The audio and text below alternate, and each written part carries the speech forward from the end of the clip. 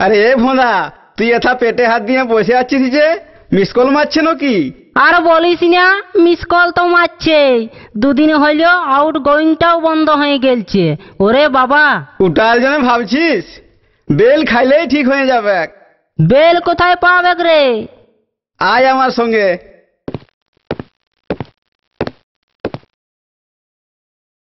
সজনী, তোদের গাছের দুটা বেল দিবি? আমি দিতে নাই পারব, ওই দেখ ঝুলে আছে, তুলে এলে আর খাইয়ে এলে।